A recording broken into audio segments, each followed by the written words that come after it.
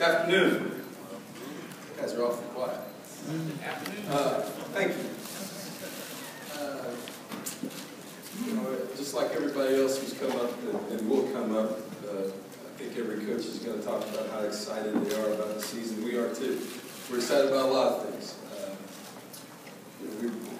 Many people have read, and we left this morning from College Station about our stadium redevelopment, which is second to none. It's going to be an unbelievable facility. For those of you who have seen the pictures, they don't do it justice. And I think we'll be ready to go.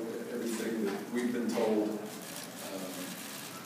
points to the whole project being on time for this season, and then at the end of this season, working on the west side stands and finishing the project for 2015. So that's one part of the puzzle. I think that we pride ourselves and look at ourselves as a player developmental program. And since we've been here at Texas A&M, the Davis Center, which is our new weight room, which is absolutely beautiful facility, has been built. RC Slocum Nutrition Center that has given us the opportunity to give our players quality, our student athletes across the board, quality nutrition. And now the stadium has been one phase, but I think underneath the stadium is where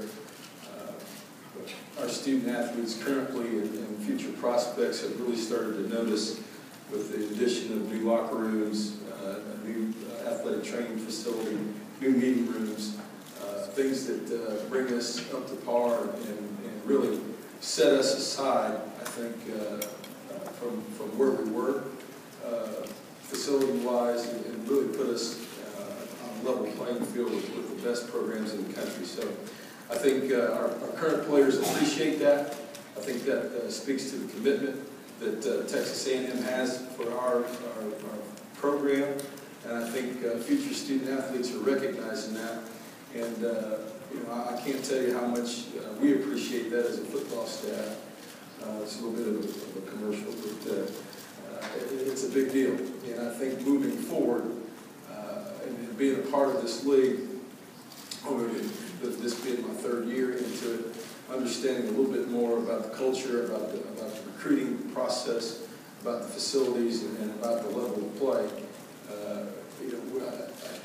I think that we're headed in the right direction. We haven't accomplished everything we wanted to accomplish over the last couple of years, but I think there's no doubt that we're headed in the right direction, and our university is giving us the opportunity, the means, and the support to put us on that track to be extremely successful.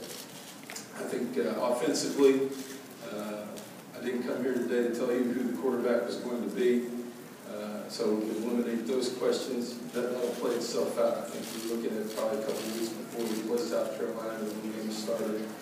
The good news is that we've got 4 of our 5 offensive linemen back. A really good tight end in Cam Clear, a lot of great players around on the perimeter, and 3 exceptional running backs. So our focus in the offseason has been with our offense just to talk to them about, number one, it's incumbent on the other 10 guys who are on the field to make that quarterback, to make the offense quarterback friendly. And our guys understand that, because whoever that is going to be a young guy going into going into a very hostile situation in Columbia, the first game of the year on the SEC network. Defensively, I think we will have, believe it or not, more depth in our front 7, particularly in our front 4. We ended the year playing, rotating 5 D linemen out of 4 spots, and that took its toll. As anybody will tell you in this league, it's the line of scrimmage league. So we've recruited and have more depth. Those guys are 1 year older. Jordan Master-Giovanni moves into Mike linebacker, which is his natural position. He's 240 now, and which is, he probably should have redshirted last year, but he didn't have the luxury of doing that. I think the key to our defense will be, our guys the rotation up front, the maturity of the guys who played last year, and getting better safety play. And we challenged those guys who played last year at safety early in camp, and we got some young guys that we brought in, and we'll see what happens there. We'll have great competition across the board, special teams wise.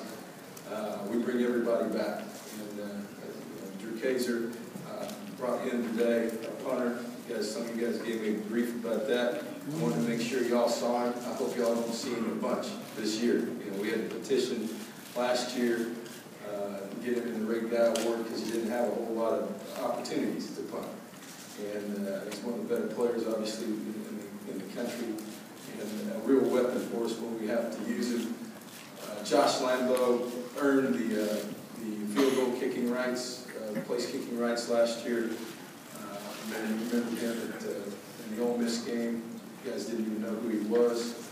I tell a story all the time that when we got him, he came from FC Dallas. He's a soccer player and enrolled in school. And I said, great, place kicker is a soccer player. What I didn't tell the media after he kicked the winning field goal at Ole Miss was that he was a goalkeeper.